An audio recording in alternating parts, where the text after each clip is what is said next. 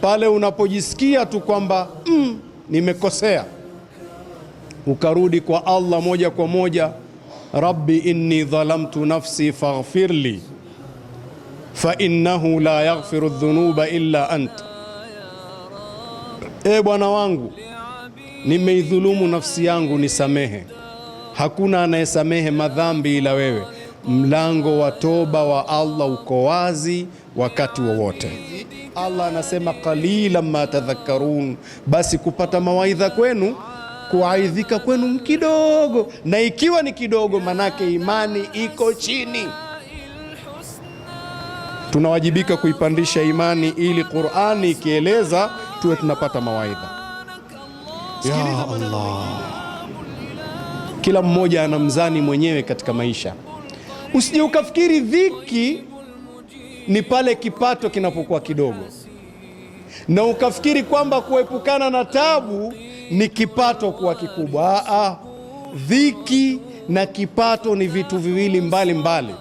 Kuna watu wana kipato kweli na wana dhiki kupitiliza, na kuna watu kipato ni cha kawaida lakini hana dhiki. Ukimuuliza vipi hali ya maisha, anakuambia alhamdulillah, hakuna tabu yoyote, hamna. Unaweza ukanikopesha 200,000 bwana? Sina bwana. Kwani kukosa kwake 200,000 ndio manake ana tabu? Wewe uliyekuwa unazitaka hizo ndio kuna mambo kila unaloliangalia unalihitaji. Mwenzio wala alikuwa hakuna yanayomsumbua katika hayo. Mungu kamnyoshea. Inna nasa idha ra'au dhalim, hakika watu watakapomuona dhalimu, falam ya'khudhu ala yadaihi, wakawa hawamzuii mikono yake kudhulumu, wakamwacha aendelee tu. Wamemuona wanaweza kumzuia, wasimzuie. Au shaka an ya'ummahumullahu bi'iqabin minhu. Tukipita kwenye stendi unakuta mara mtu kamchomoa mtu na we unaona. Tukipita hapa utaona mtu kafanyiwa ubaya, we unaona. Ukifika hapa unamwona mtu anamtukana mtu tu, nini bwana neno, basi na we unaona.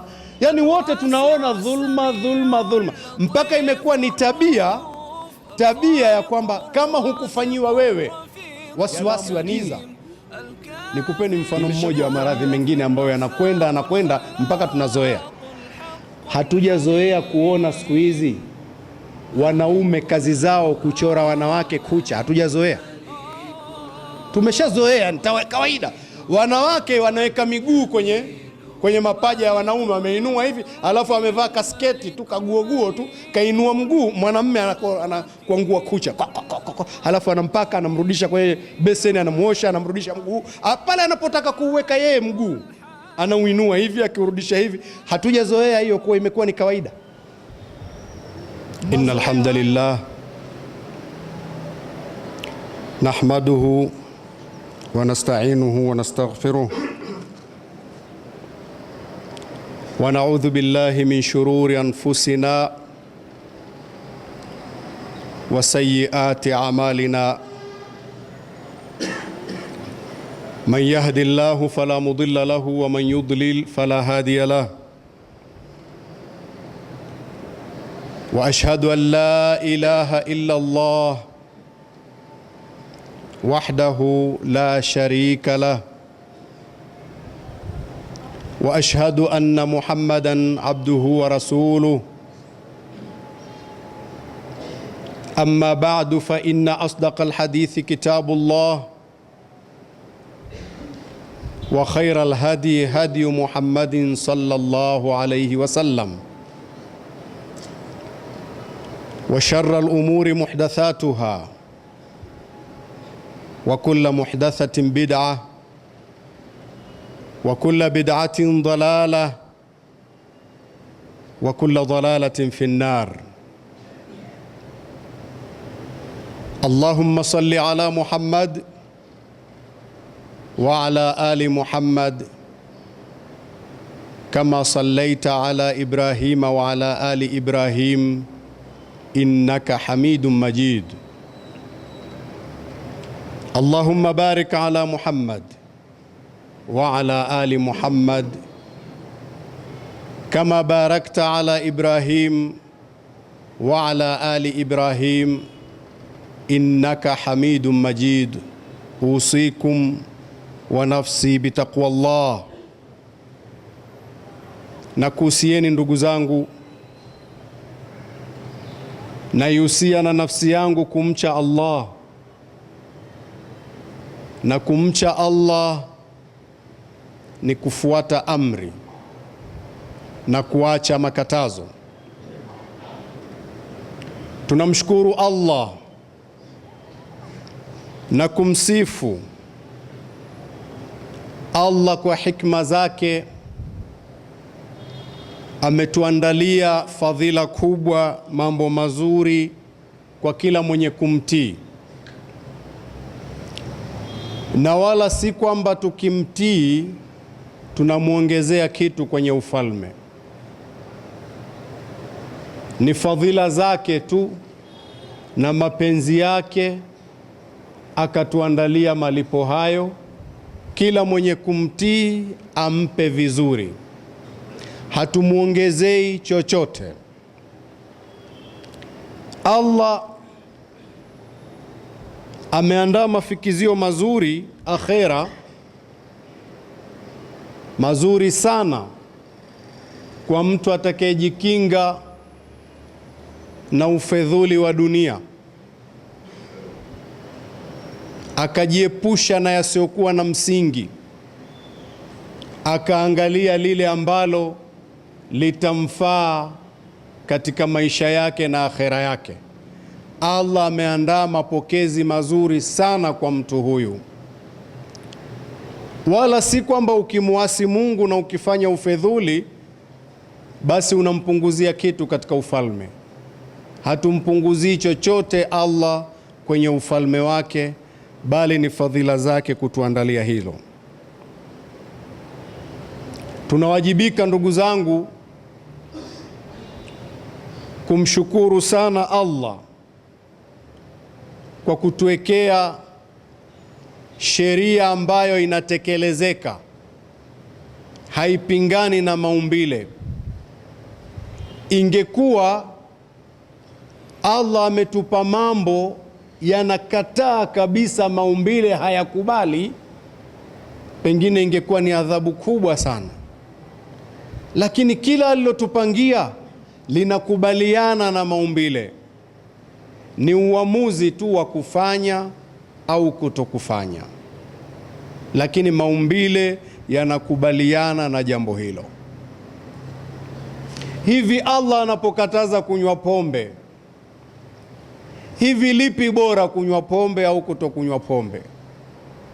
Utaona sheria yenyewe aliyoiweka Allah ya kwamba msinywe pombe, na kweli watu wakiacha kunywa pombe inakubaliana na maumbile. Anayekunywa pombe ndiye anayefanya vitu vya ajabu kuliko ambaye hakunywa. Hata wanapotudanganya kwa matangazo, wanatudanganya, wanalipamba tangazo, wanalipamba, lakini mwisho wanakuambia basi kunywa kistaarabu. Kunywa kistaarabu, usinywe sana. Kunywa kistaarabu manake nini? Mtu akishakunywa akili inaanza kupungua. Ikianza kupungua hatahitaji kunywa zaidi. Akinywa zaidi ameshakuwa si mstaarabu tena, mwehu. Kwa hiyo Allah subhanahu wa ta'ala katika fadhila zake ambazo tunawajibika kumshukuru, sheria alizotupangia zinakubaliana na maumbile. Tunapoacha kufanya ni jeuri tu. Pia tunawajibika ndugu zangu kurudi sana kwa Allah, kutubu kutokana na mapungufu yetu ya kutotekeleza hizi sheria, pamoja na kwamba zinakubaliana na maumbile. Kwa mapungufu na matamanio ya kibinadamu, basi tunajikuta hatukufanya vizuri, lakini kwa ukarimu wa Allah bado ameweka mlango wa toba uko wazi, wala hahitaji mkalimani katikati. Pale unapojisikia tu kwamba nimekosea, ukarudi kwa Allah moja kwa moja, Rabbi inni dhalamtu nafsi faghfirli fa innahu la yaghfiru dhunuba illa anta. Bwana wangu, nimeidhulumu nafsi yangu, nisamehe, hakuna anayesamehe madhambi ila wewe. Mlango wa toba wa Allah uko wazi wakati wowote. Tusifanye mapungufu alafu tukakataa kurudi kwa Allah kutubu. Turudi kutubu, hiyo ni faida yetu. Ndugu zangu, Allah subhanahu wa ta'ala katika ukarimu wake, angalia anavyozungumza na Mtume sallallahu alaihi wasallam atufikishie ule ujumbe. Anasisitiza namna gani kuonyesha ukarimu wake. Allah muumba mbingu na nchi, asiyeshindwa na jambo, anayefanya analotaka, haulizwi. Sikiliza maneno anayosema katika suratul A'raf kuanzia aya ya 2 na kuendelea. A'udhu billahi minash shaitani rajim. Anasema Allah, kitabun unzila ilaik, hii Qur'ani ni kitabu kilichoshushwa kwako Mtume Muhammad sallallahu alayhi wa alihi wasallam. Fala yakun fi sadrika harajun minhu, kusiwepo wewe Mtume katika kifua chako tabu, ukawa unapata shida, unaona hivi watanielewa hawa. Usipate dhiki hiyo. Litundhira bihi, kimeshushwa ili uonye kwa kitabu hicho. Fanya kazi hiyo wewe, usipate tabu. Maneno utakayoyasema yanaeleweka. Kama kuna mtu atapinga, ni mpinzani tu, nafsi yake imemtuma kufanya hivyo. Usipate shida Mtume katika kifua chako. Subhanallah. Allah na ufalme wake, mbingu zote alizoumba, anatupa riziki bila ya ujanja wetu, bado anatoa tahadhari ya namna hii. Hii Qur'ani itaeleweka, wafikishie tu, wafikishie. Halafu Qur'ani hii inayoeleweka ifikishwe kwetu eti tuwe hatukuelewa? Kweli maneno haya? Muumba mbingu na nchi anasisitiza hivyo.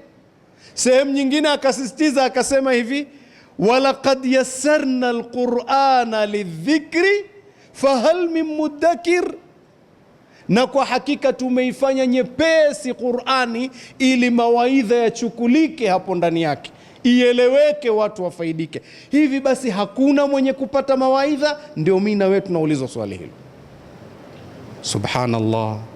Ndugu zangu, ni maneno makubwa. Allah akaendelea akisema, wa dhikra lilmu'minin, na iwe ni mawaidha kwa wenye kuamini. Usipate tabu, wewe fikisha tu. Hii Qur'ani itakuwa mawaidha kwa wenye kuamini, itawanyoosha tu wenye kuamini. Swali kwangu na mimi na wewe, ikiwa wewe hujaweza kunyooshwa kwa Qur'ani, je, huna imani? Usinijibu mimi, jiulize mwenyewe, mpaka dakika hii mimi naishi vipi? Napata mawaidha Qur'ani inaponieleza? Napoambiwa Allah amesema hivi, nabadilika? Kama hubadiliki, yani Mungu haelewi, akasema hii ni mawaidha kwa waumini, basi wewe huna imani maana yake. Hicho ni kipimo kabla ya kungoja siku ya hukumu kwenda kuhukumiwa. Jipime mwenyewe. Ukijiona tu mawaidha hayapandi kwa Qur'ani, jirekebishe imani yako. Ukiona yanaanza kupanda, alhamdulillah, nafasi inaanza kuwa nzuri. Kwa hiyo tunawajibika sana kuliandaa hilo wakati tukiendea hii Qur'ani. Allah subhanahu wa ta'ala akaendelea kusema, ittabi'u ma unzila ilaykum min rabbikum, nyinyi waumini fuateni yaliyoshushwa juu yenu, yaliyoshushwa kwenu kutoka kwa Bwana wenu. Fuateni nyinyi waumini. Ni amri ya Allah muumba mbingu na nchi, mfalme wa wafalme. Fuateni yaliyoshushwa kwenu kutoka kwa Bwana wenu. Wala tattabi'u min dunihi awliya, wala msifuate marafiki wapenzi kinyume cha Allah. Msije mkajiona eti kuna mpenzi wako akikueleza unamfuata, ukajiona una rafiki msaidizi akikueleza huyo ndio unasikia. Min dunihi, kinyume chake Allah. Mkifanya hivyo, qalilan ma tadhakkarun, basi kupata mawaidha kwenu ni kidogo. Na ikiwa ni kidogo, manake imani iko chini. Ikiwa kupata mawaidha kwenu ni kidogo, mnaweza kusikiliza marafiki wapenzi, lakini Allah hamumsikilizi, tukaacha hatumsikilizi. Allah anasema qalilan ma tadhakkarun, basi kupata mawaidha kwenu, kuaidhika kwenu ni kidogo. Na ikiwa ni kidogo, manake imani iko chini. Tunawajibika kuipandisha imani ili Qur'ani ikieleza tuwe tunapata mawaidha. Sikiliza maneno mengine, ni Qur'ani vile vile. Allah anatuzindua katika sura Taha. Haya ni maneno amemfundisha mtume kutuzindua. Tusipozinduka imani iko chini. Sura Taha kuanzia aya 123 akasema Allah, faman tabi'a hudaya fala yadhillu wala yashqa. Ujumbe wa zamani kwamba Adamu yule akaambiwa sasa atakaposhushwa duniani atapewa ujumbe, na ujumbe huu watoto wake wausikilize. Sasa akatoa agizo hili, faman tabi'a hudaya, yule atakayefuata mwongozo wangu, Allah anasema fala yadhillu wala yashqa, hatopotea, hatopata tabu katika dunia hii, hatopata dhiki ya nafsi katika dunia hii, kwa kuwa amefuata mwongozo. Kipimo, tujipime wenyewe, jiangalie katika maisha ukoje na nafsi yako, na mimi nikoje. Tabu, dhiki ya nafsi, sheria unaona hazitekelezeki. Ukiambiwa fanya hivi unasema lakini tumezoea hivi. Ukijiona hivyo tu, mwongozo hujaufuata. Anayefuata mwongozo huu fala yadhillu wala yashqa. Akaendelea Allah, waman a'rada an dhikri fa inna lahu ma'ishatan dhanka, na yule mwenye kuupa mgongo utajo wangu huu, mawaidha yangu haya, Qur'ani yangu hii, basi fa inna lahu ma'ishatan dhanka, huyu yatakuwa ni ya kwake maisha ya tabu tabu, dhiki dhiki, mizengwe mizengwe. Ya Allah, kila mmoja ana mzani mwenyewe katika maisha. Usije ukafikiri dhiki ni pale kipato kinapokuwa kidogo, na ukafikiri kwamba kuepukana na tabu ni kipato kuwa kikubwa. Dhiki na kipato ni vitu viwili mbali mbali. Kuna watu wana kipato kweli na wana dhiki kupitiliza, na kuna watu kipato ni cha kawaida lakini hana dhiki. Ukimuuliza vipi hali ya maisha, anakuambia alhamdulillah, hakuna tabu yoyote, hamna. Unaweza ukanikopesha 200,000 bwana? Sina bwana.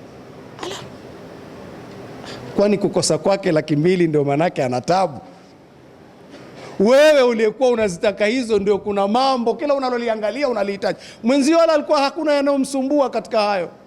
Mungu kamnyoshea kwenye namna zake nyingine, kila kitu kinakwenda smoothly, taratibu, vizuri, hakuna dhiki. Ukimwambia namna gani, anakuambia nimeamka salama, niko mzima, afya yangu nzuri, naruka ruka, naweza kutembea. Na dhiki gani mimi? Nimekwenda hospitali, nimekuta watu miguu iko juu, mimi sina dhiki yoyote. Yeye anayemuuliza mwenzie hivyo ana mali na afya ni nzima, lakini ana dhiki kweli. Anamshangaa yeye hana hela lakini anasema hana dhiki. Nini? Kuna mwongozo umemtuliza nafsi, unamwambia mafundisho ya Mtume, ajaban li amri almu'min inna amrahu kullahu khair wa laysa dhalika li ahadin illa limu'min. Jambo la muumini la kushangaza sana, la kustaajabisha sana, jambo lake kila siku kheri tu, na hali hiyo ya kheri kote haipati ila muumini. In asabathu sarra'u shakara fakana khairan lahu, yakimkuta yeye yale ya burudani ya kufurahisha hushukuru na inakuwa ni kheri kwake. Wa in asabathu dharra'u sabara fakana khairan lahu, yakimkuta yale ambayo yalikuwa ni misukosuko na mitihani, yeye husubiri na inakuwa ni kheri kwake. Hali hiyo haipati ila yule ambaye imani imepanda, mawaidha yanaingia kwenye kichwa. Allah subhanahu wa ta'ala akaendelea kusema kuhusu mtu aliyeupa mgongo mwongozo, akasema wanahshuruhu yaumal qiyamati a'ma, na tutamfufua siku ya kiyama mtu huyo aliyeupa mgongo mwongozo, tutamfufua kipofu. Ya haul, siku hiyo kishindo, vurugu, hajui akimbilie wapi, watu wanampiga vikumbo, na alikuwa anaona, amefufuliwa kipofu. Qala rabbi lima hashartani a'ma wa qad kuntu basira, ya rabbi, mbona umenifufua kipofu leo na nilikuwa ninaona? Alikuwa anaona, anashangaa, mpaka amekufa anaona, mpaka kule kwa kaburini anaonyeshwa vituko anaviona. Leo siku ya kufufuliwa kipofu, anashangaa. Qala kadhalika atatka ayatuna fanasitaha wa kadhalika alyawma tunsa, ni kama hivi zilikujia aya zetu, mwongozo wetu, mawaidha yetu, ukayasahau. Ndiyo hivi leo na we umelipwa kusahauliwa. Ya Rabbi, nasahauliwa wakati unanieleza hivyo, ndio nimesahauliwa hivi. Atakuwa anashangaa, kusahauliwa vipi na mimi ndio nadai madai tunazungumza? Kwani yeye huku duniani alisahau kweli aya au alizipuuza? Mwongozo alipokuwa akielezwa aliusahau au aliupuuza?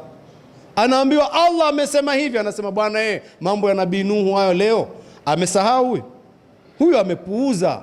Na yeye vile vile huko anaelezwa, huko anaambiwa umesahauliwa, anapuuzwa. Mwenyezi Mungu ajalie tusipuuzwe, tufufuliwe vizuri. Wakadhalika najzi man asrafa wa lam yu'min biayati rabbih, Allah anasema ndio namna hii tutamlipa kila yule anayefanya israfu katika maisha haya, anafanya anachotaka yeye na hakuamini aya za Bwana wake hapa duniani. Tutamlipa vitu vya ajabu kama hivi. Wala adhabul akhirati ashaddu wa abqa, na adhabu ya akhira ni kali sana na ni yenye kudumu, haiondoke. Ndugu zangu, baada ya utangulizi wa aya hizi na ujumbe mfupi baada ya utangulizi wa aya hizi. Ujumbe wenyewe uko kwenye hadithi ya Mtume sallallahu alaihi wasallam anayosimulia Abu Bakar as-Siddiq radhiyallahu anhu. Anasema qala Rasulullah sallallahu alaihi wasallam, inna an-nasa idha ra'aw dhalim, hakika watu watakapomuona dhalimu, falam ya'khudhu ala yadayhi, wakawa hawamzuii mikono yake kudhulumu, wakamwacha aendelee tu, wamemuona wanaweza kumzuia wasimzuie. Au shaka an yaummahumullahu biiqabin minhu, itapelekea hali hiyo, ni karibu sana kwa hali hiyo wanaoiona, Allah awachanganye wote kwa adhabu yake. Pindi watu wakimuona mtu anadhulumu, uwezo wa kumzuia wanao, basi tu wakaondoka, akasema bwana kila mmoja na kaburi lake bwana. Yananihusu nini bwana? Wewe bwana yanakuhusu nini bwana? Ondoka twende bwana. Lakini anadhulumu huyu. Bwana, wewe mambo yote duniani utayaweza bwana? Yani tunazuiana kumzuia dhalim. Kitendo hicho kitapelekea Allah aeneze adhabu kwa wote. Ujumbe mfupi kwenye maneno ya Mtume Muhammad sallallahu alaihi wa alihi wasallam. Hebu tuiangalie jamii yetu inakokwenda leo. Tukipita kwenye stendi unakuta mara mtu kamchomoa mtu na we unaona. Tukipita hapa utaona mtu kafanyiwa ubaya, we unaona. Ukifika hapa unamuona mtu anamtukana mtu tu, nini bwana neno, basi na we unaona. Yani wote tunaona dhulma dhulma dhulma, mpaka imekuwa ni tabia ya kwamba kama hukufanyiwa wewe, wasiwasi wa nini? Imeshakuwa tabia, yani inakuwa hiyo. Haya ni maradhi jamani, maradhi yanakuwa yanaambukiza. Nikupeni mfano mmoja wa maradhi mengine ambayo yanakwenda mpaka tunazoea. Hatujazoea kuona siku hizi wanaume kazi zao kuchora wanawake kucha, hatujazoea. Tumeshazoea, ni kawaida. Wanawake wanaweka miguu kwenye mapaja ya wanaume, ameinua hivi, alafu amevaa kasketi tu, kaguoguo tu, kainua mguu. Mwanamume anakuangua kucha, alafu anampaka, anamrudisha kwenye beseni, anamuosha, anamrudisha mguu. Pale anapotaka kuweka yeye mguu anauinua hivi, akirudisha hivi. Hatujazoea hiyo, kwa imekuwa ni kawaida. Mazoea haya unafikiri hayatokuwa adhabu katika jamii?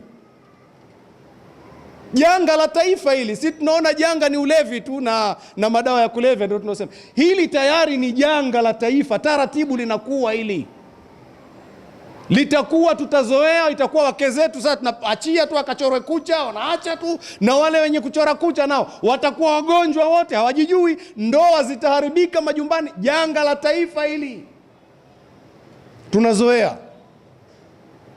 Adhabu itakuwa kwa wote, itakuwa ni tabia ya kawaida. Tunaona tu bwana, kwani inanihusu nini? Kwani mke wangu bwana? Lakini yule si rafiki yako, unaweza kusema naye bwana abadilishe kazi. Ile kazi itamdhuru, hatokaa na mke tena yule. Kwa nini hatokaa na mke? Yule kila siku anaangalia mapaja ya wanawake yule. Akili yake yote ishakufa.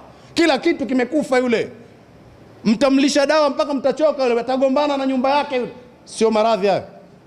Tushazoea kuona hiyo. Itakuwa ni kawaida. Basi vijana wote, kazi rahisi wachore wanawake tu wewe. Kazi rahisi wewe wafanyie massage wanawake. Basi wafanyie massage wanawake wafanyie massage wanaume. Kuna ndoa tena hapo. Ibn Abbas radhiallahu anhuma aliposisitiza, akagusia kidogo, akasema ukitaka kuona kumetulia katika umma una utulivu, ni wale wanawake wengi watakapokuwa wameolewa. Namna hii kutakuwa kuna ndoa tena. Kama hakuna ndoa, utulivu utakuwepo. Kwa hiyo nilikuwa natoa mfano huu kwa mfano huo mwingine. Mazoea yetu yatatupelekea tuone mtu anadhulumu, hatuzuii, litakuwa janga la kitaifa. Tunapoona dhulma, tuzuie dhulma. Mtume sallallahu alaihi wasallam kabla ya utume alijiunga na kikosi fulani Maka cha kuzuia ufedhuli. Watu wamejipanga, bwana, kwa nini watu wadhulumiwe hapa bwana? Mtume naye akasema na mimi naingia huko, watu wasidhulumiwe. Kwa hiyo tuwe makini sana kwenye jambo hili, tusidharau dhulma ambayo unaweza kuizuia. Tuizuie. Kama peke yako huwezi, mshirikishe mwenzio kuzuia dhulma hii. Vijana mnamofanya kazi za kupiga madebe, mnapiga debe, zuieni na dhulma. Na wote kama hamtozuia, wote mtashindwa kufanya hizo kazi huko. Mtadhulumiana, mwisho itakuwa ni kupigana visu tu, hakuna jingine. Dhulma izuiwe. Isipozuiwa dhulma, matokeo yake angalia, watu sasa wamekuwa wanapigana, wanauana kwa kulima na kufuga. Hatujali, yani tunauana tu, mwisho wake. Mwenyezi Mungu atujalie kuwa wenye kusikia na kufuata yale mazuri. Ud'u rabbakum wa antum muqinuna bil ijaba wastaghfiruhu innahu huwal ghafurur rahim. Astaghfirullah. Alhamdulillah wassalatu wassalamu ala rasulillah nabiyina Muhammadin sallallahu alayhi wa alihi wa sahbihi wa man tabi'ahum bi ihsanin ila yawmiddin. Usikum wa nafsi bitaqwallah. Na kuhusieni ndugu zangu, naihusia na nafsi yangu kumcha Allah, na kumcha Allah ni kufuata amri na kuacha makatazo. Allah subhanahu wa ta'ala kwa mapenzi yake alitupa agizo hili katika Qur'ani. A'udhu billahi minash shaitanir rajim. Qul in kuntum tuhibbuna Allaha fattabi'uni yuhibbukumullah wa yaghfir lakum dhunubakum. ومن يطع الله ورسوله ومن يطع الله قل اطيعوا الله والرسول فإن تولوا فإن الله لا يحب الكافرين. Allah subhanahu wa ta'ala anasema, anamwambia mtume sallallahu alaihi wasallam atuambie, qul, sema mtume muambie watu hawa, in kuntum tuhibbuna Allah, kama nyinyi kweli mnampenda Allah, mkiwa mnampenda Allah kweli, fattabi'uni, basi nifuateni mimi. Tukaambiwa tumfuate mtume sallallahu alaihi wasallam. Yuhibbukumullah, Allah atakupendeni, wa yaghfir lakum dhunubakum, na atakusameheni madhambi yenu. Wallahu ghafurur rahim, na Allah ni mwenye kusamehe na mwenye huruma. Tukiwa tunampenda Allah, njia ya kusalimika ni kumfuata Mtume sallallahu alaihi wasallam. Na Mtume sallallahu alaihi wasallam hakuwa malaika, alikuwa binadamu, aliishi na watu katika hali zote, hali za furaha na huzuni, yote matukio akapambana nayo. Kwa hiyo na sisi maisha yetu yatakuwa ni furaha na huzuni. Kwenye furaha na huzuni mote humu hatukosi kwa Mtume sallallahu alaihi wasallam. Iweje kwenye furaha tutafute ya kwetu au kwenye huzuni tutafute ya kwetu? Hapa ndipo panapoleta tabu. Tukimpinga Mtume sallallahu alaihi wasallam tukaenda kwa kufundishana wenyewe, ukamsikiliza rafiki yako fulani anakuongoza, mpenzi wako fulani anakuongoza, maneno ya Allah yasipande, maneno ya Mtume yasipande, hapa bwana, mapenzi ya Allah yatapotea na tutapata tabu. Na Allah akamalizia aya hii akisema, qul, waambie, atiu Allah wa rasul, mtiini Allah na Mtume. Fa in tawallau, kama watageuka baada ya maagizo haya hawataki kumtii Allah na Mtume, basi wajue fa inna Allah la yuhibbul kafirin, Allah kwa hakika hawapendi makafiri. Baada ya kuambiwa hivyo wakageuka hawataki, manake ni upinzani, ndio kufuru yenyewe hiyo. Jamani, tusiamke asubuhi ni waumini, jioni ni makafiri kwa kupinga aya za Allah. Tusiamke asubuhi kwenye furaha tuko na Mungu, imefika jioni tumefika na huzuni, mambo yetu tumepangiana. Tusiamke asubuhi tuna huzuni tuko na Mungu, tumefika jioni tunapangiana mambo yetu kwenye furaha. Kwa mtindo huu hatutofika, tutakuwa ni wenye kupata hasara sana. Na Allah akasema, falyahdhari alladhina yukhalifuna an amrihi, wachukue tahadhari wale watakopinga amri ya Mtume sallallahu alaihi wasallam, antusibahum fitnatun, isije ikawakuta wao fitna, mtihani, jaribio, pamoja na ukafiri ndani yake kwa kumpinga, shirki ndani yake ikajitokeza kwa kumpinga Mtume sallallahu alaihi wasallam, au yusibahum adhabun alim, au isije ikawakuta wao adhabu yenye kutia uchungu ya kudumu ya akhera. Mwenyezi Mungu atulinde na hali zote hizo, atujalie kuwa ni wenye kumfuata yeye na kumfuata Mtume sallallahu alaihi wasallam. Allahumma ighfir li ali nabiyina Muhammadin sallallahu alaihi wasallam wa ashabihi wattabi'ina lahum bi ihsanin ila yawmiddin. Allahumma arina al-haqqa haqqan warzuqna ittiba'ah wa arina al-batila batilan warzuqna ijtinabah. Allahumma ighfir li walidina warham ummahatina. اللهم وارحم أمهاتنا. اللهم اغفر لوالدينا وارحم أمهاتنا. اللهم احفظ أولادنا من الزيغ والنفاق. اللهم احفظ أولادنا من الزيغ والنفاق. اللهم احفظنا من الزيغ والنفاق برحمتك يا أرحم الراحمين. اللهم إياك نعبد وإياك نستعين. اهدنا الصراط المستقيم، صراط الذين أنعمت عليهم غير المغضوب عليهم ولا الضالين، آمين. وصلى الله على نبينا محمد وعلى آله. السلام عليك يا رسول الله، السلام عليك يا حبيبي يا نبي الله، السلام عليك يا رسول الله.